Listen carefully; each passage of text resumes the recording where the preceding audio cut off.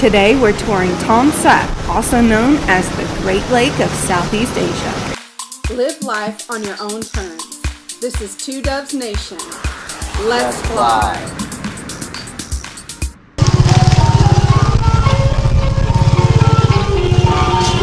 We're here at Camp Luck Tourism Community. It's on the way to Tonle Sap Lake. We bought our tickets, which was about $20 a person, and that includes a round-trip boat tour, and it takes you to the floating village and through some of the river. This is the little area around the ticket booth. They have snacks and a restroom that you can take a little break at and everything.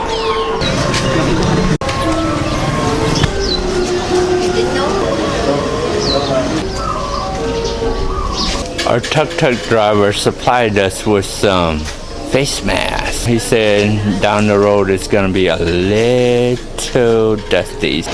Those are some pretty artwork.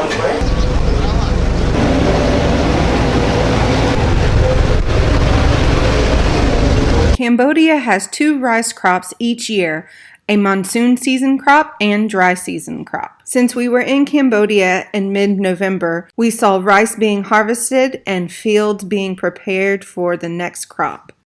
We got our own little private boat. It's not the most comfortable, but it'll do for the next 2 to 3 hours.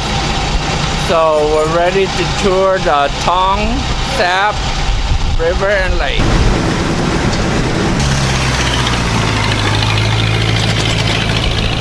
Tonle Sap Lake is connected to the Mekong River by way of the Tonle Sap River. Right there you see is a school. During the rainy season from June to November, the Tonle Sap Lake can expand to more than 6 times its normal size. I don't know if you can tell from this perspective where we're at, but these houses are built pretty high up, and at the peak of dry season, you can walk right here, but because we're just at the end of rainy season, you still have water and you still have to use boats to get around this particular village. The water level can get up to 10 to 12 feet higher during the rainy season. They're fixing the boat.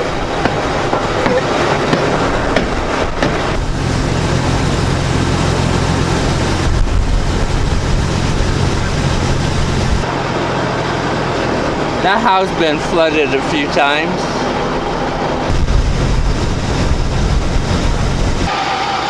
They brought us to kind of like a big floating boat that had a restaurant and stuff on it, and for an extra fee of $5 per person, you can get on a smaller boat and go into the mangroves, but we're on the plus side. We would have to all take separate boats, and we didn't really want to do that, so we're opting out of this. Tonle Sap is the largest freshwater lake in all of Southeast Asia. The lake functions as a natural floodwater reservoir for the Mekong system. We decided to stop by this temple on the way back because our schedule is a little off, but this is the temple for the floating village. I love how this tree is surrounded by the lotus. It's really pretty.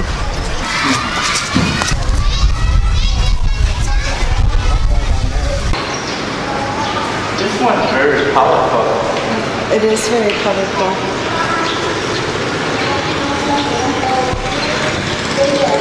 Very colorful.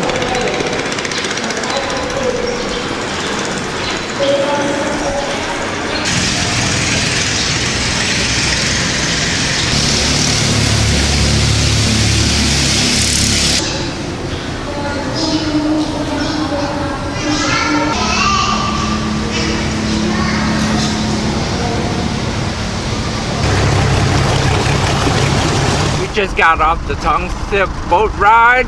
Was it worth it? I don't think so.